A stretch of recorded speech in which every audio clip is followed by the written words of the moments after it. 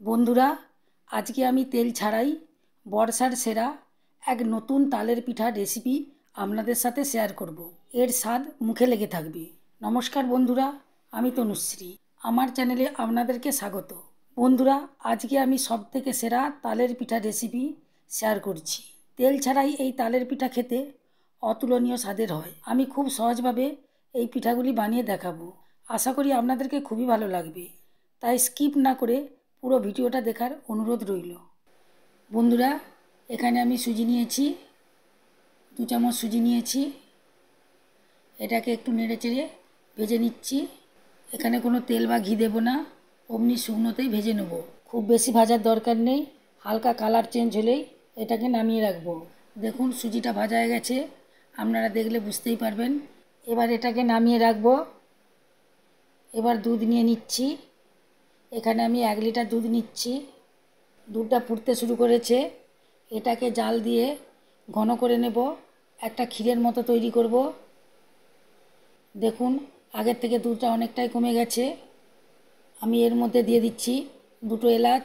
এলাচ দিলে খেতে খুবই ভালো লাগে এবং টেস্টি হয়। দিয়ে দিয়েছি 2 চামচ চিনি। যেহেতু আমি দুধটাকে মেরে ক্ষীরের মতো তৈরি করছি, তাই এখানে বেশি চিনি দেওয়ার প্রয়োজন নেই। তবুও যদি আপনারা মনে করেন বেশি মিষ্টি খাবেন, তাহলে চিনির পরিমাণটা একটু বাড়িয়ে দেবেন। বন্ধুরা, দুধটাকে আমি আরেকটু ঘন করে নিয়েছি। এবার আমি দিয়ে দেব ভেজে রাখা সুজি। যে সুজিটা আমি আগে থেকে ভেজে রেখেছিলাম সেটাই এখানে দিয়ে দিয়েছি। দিয়ে দুধের সাথে খুব ভালোভাবে মিশিয়ে দিচ্ছি। দেখুন মেশাতে মেশাতে এক সময় অনেকটাই ঘন হয়ে গেছে। আর বেশি ঘন করব না, এই অবস্থাতেই রেখে দেবো। পরে ঠান্ডা হলে এটা শক্ত হয়ে যাবে। এবার একটা প্লেটের মধ্যে আমি রেখে দিচ্ছি। বন্ধুরা, ক্ষীরটা তৈরি হয়ে গেছে। এই ক্ষীরটা খেতে খুবই টেস্টি হয়। এটাই আমি পিঠার পুর হিসাবে ব্যবহার করব। এবার আমি কড়াই বসিয়েছি। কড়ার মধ্যে আমি একটা বাটি মেপে তাল দিয়ে দিচ্ছি। এখানে আমি 1 বাটি তাল দিয়েছি। বন্ধুরা, তালটাকে একটু জাল দিয়ে ঘন করে নেব। আপনারা দেখে বুঝতেই পাচ্ছেন তালটা আগের থেকে অনেকটাই ঘন হয়ে গেছে। এবার দিয়ে দিচ্ছি পরিমাণ মতো নুন। নুনটাকে ভালোভাবে তালের সাথে মিশিয়ে নিয়েছি। এবার ওই বাটি মেপেই আমি দিয়ে দিয়েছি 1 বাটি ময়দা। ময়দাটাকে তালের সাথে খুব ভালো করে মিশিয়ে নিচ্ছি।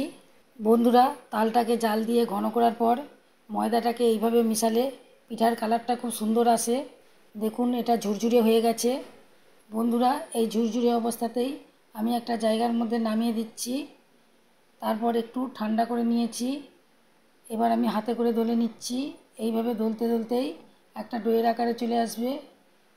বন্ধুরা, দলতে দলতে দেখুন ডোয়ের আকারে চলে এসেছে এবং তালের কালারটাও চলে এসেছে। এবার আমি এর মধ্যে থেকে লেচি কেটে নিচ্ছি।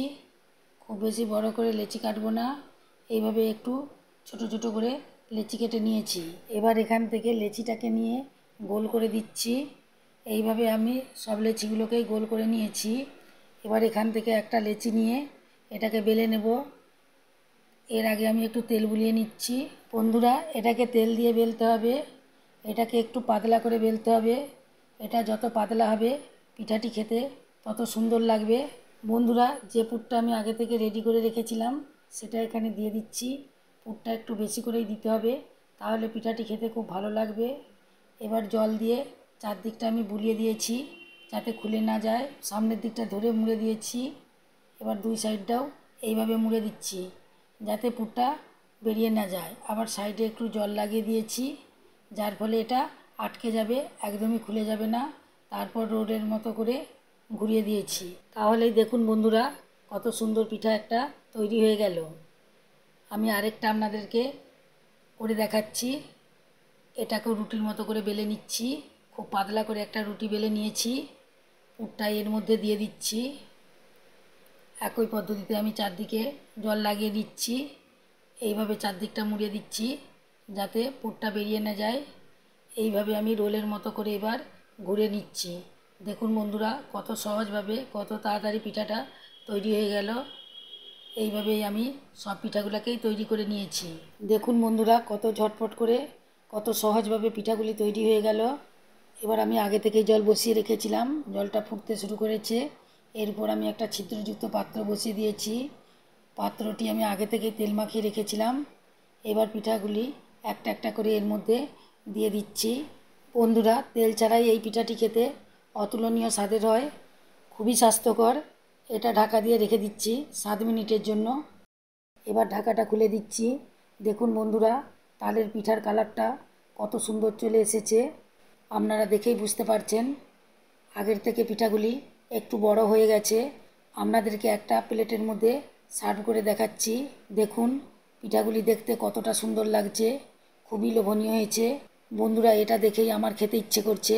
যারা তেল খেতে পছন্দ করেন না, কিংবা ডাক্তার যাদেরকে তেল খেতে মানা করেছে, তাদের পক্ষে এই পিঠাটা খুবই স্বাস্থ্যকর। এই পিঠাগুলি খেতে দারুণ লাগে। বন্ধুরা, একবার খেলে এর স্বাদ কখনো ভুলতে পারবেন না। আপনারা যত তালের পিঠা খেয়েছেন তার থেকে এই পিঠা খেতে সব থেকে সেরা লাগবে। আশা করি আজকের নতুন ধরনের তালের পিঠার রেসিপি আপনাদেরকে খুবই ভালো লেগেছে। তাহলে লাইক দিতে ভুলবেন না। এই রকম নতুন নতুন রেসিপি পেতে আমার চ্যানেলকে অবশ্যই সাবস্ক্রাইব করবেন এবং বন্ধুদের মধ্যে প্রচুর শেয়ার করবেন।